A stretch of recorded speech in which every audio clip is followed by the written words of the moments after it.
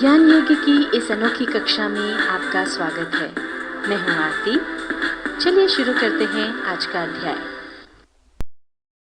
MS Excel 2007 के इस अध्याय में आज आप सीखेंगे मैक्रोस फंक्शन का उपयोग करना।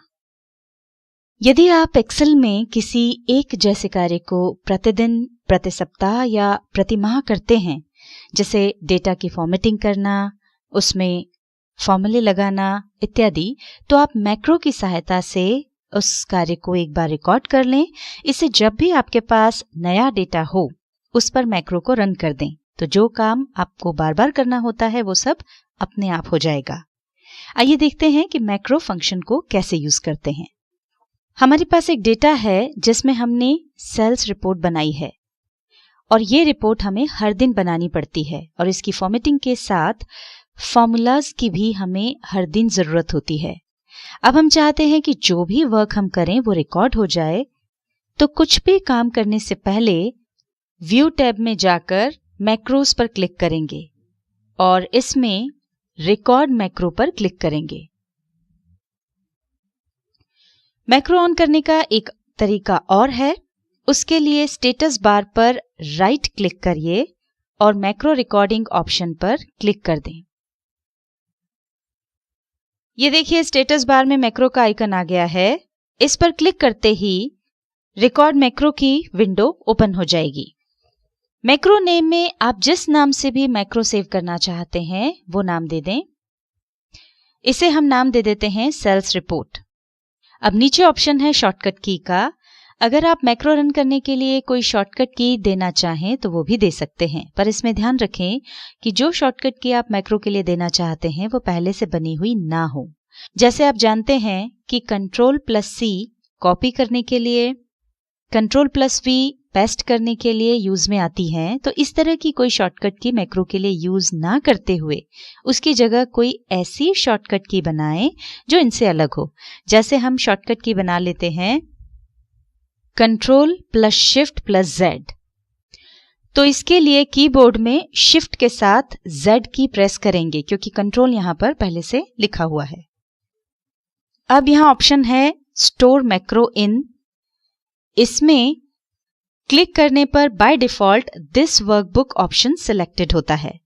इसका मतलब यह है कि हम जो भी मैक्रो रिकॉर्ड कर रहे हैं वो सिर्फ इसी फाइल में रहेगा, किसी अन्य फाइल में ये मैक्रो हम यूज नहीं कर सकते हैं। यदि हम पर्सनल मैक्रो वर्कबुक का ऑप्शन चुनते हैं तो इसका फायदा ये होगा कि इसमें मैक्रो सेव करने पर हम रिकॉर्ड किए हुए मैक्रो को किसी भी फाइल में यूज कर सकते हैं। इसलिए हम पर्सनल मैक्रो वर्कबुक को सिलेक्ट कर रहे हैं। अब ओके पर क्लिक करेंगे। अब जो भी कार्य हम करेंगे वो सब मैक्रो में रिकॉर्ड हो जाएगा। जैसे हम इसमें कुछ काम करके देखते हैं। ये हमने फॉन्ट साइज चेंज कर दिया, अलाइनमेंट चेंज कर दिया और यहां पर हम फॉर्मूले का यूज कर रहे हैं।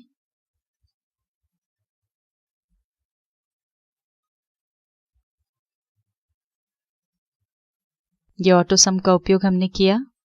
ये जो भी इस डेटा में फॉर्मेटिंग हमको करना थी वो हमने कर दी है। जो फॉर्मूले लगाना थे वो भी लगा लिए हैं। अब हम मैक्रो स्टॉप करते हैं। उसके लिए नीचे स्टेटस बार में मैक्रो बटन पर क्लिक कर देंगे। एक बात का ध्यान रखें, आप जितने एरिया में मैक्रो रिकॉर्ड करेंगे या मैक्रो रिकॉर्डिंग के दौरान जितने एरिया में काम करेंगे, किसी दूसरी फाइल में मैक्रो रन करते समय वो केवल उतने ही एरिया पर काम करेगा। जैसे यहाँ पर हमने 20 रोज में काम किया है और ई कॉलम तक काम किया है, तो ये केवल इतने एरिया को ही कवर करेगा।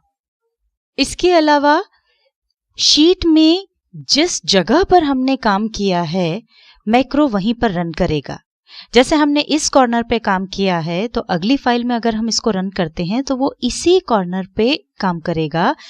वर्कशीट में अगर आपका डेटा किसी और जगह पर है और वहां आप इसको रन करना चाहेंगे तो ये वहां काम नहीं करेगा, ये इसी कॉर्नर पर काम करेगा। अब हम इस मैक्रो को दूसरी फाइल पर रन करके देखते हैं। उसके लिए हम एक नई फाइल ओपन कर लेंगे। ये देखिए यहाँ पर डेटा रखा हुआ है। अब हमने फॉर्मूले सहित जो पूरी फॉर्मेटिंग पिछले डेटा पे की थी वो ही हम इस डेटा पर करना चाहते हैं। तो उसके लिए हम यहाँ पर मैक्रो रन कर देंगे।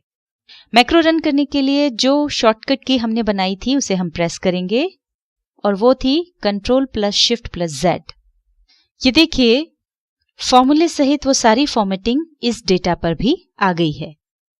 अभी हमने मैक्रो को शॉर्टकट की के द्वारा रन किया था, इसे आप दूसरी तरह से भी रन कर सकते हैं। वो देखने के लिए पहले हम इस डेटा को नॉर्मल कर देते हैं, इसकी पूरी फॉर्मेटिंग क्लियर कर देते हैं।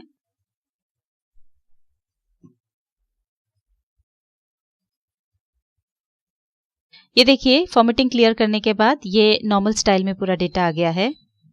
अब हम व्यू टैब में जाकर मैक्रोज पर क्लिक करेंगे। इसमें व्यू मैक्रोज पर क्लिक करेंगे। अब जिस नाम से मैक्रो सेव किया था उसे सिलेक्ट करेंगे।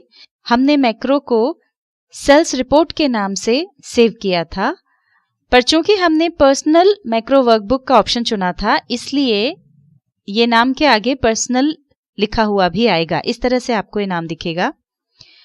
अब इस पर क्लिक करके इसे हम रन करेंगे। ये देखिए मैक्रो रन हो गया है और वापस से इस डेटा की फॉर्मेटिंग पहले की तरह हो गई है। तो इस तरह से हमने आपको मैक्रो रन करने के 2 तरीके बताए। आपको जो सुविधाजनक लगे वो आप यूज कर सकते हैं। पर अगर मान लो ये जो हमने शॉर्टकट की तैयार की थी मैक्रो रन करने के लिए, वो अगर आप भूल गए हों या चेंज करना चाहते हों तो वो कैसे कर सकते हैं ये बता देते हैं। इसके लिए व्यू टैब में मैक्रोज ऑप्शन पर क्लिक करेंगे।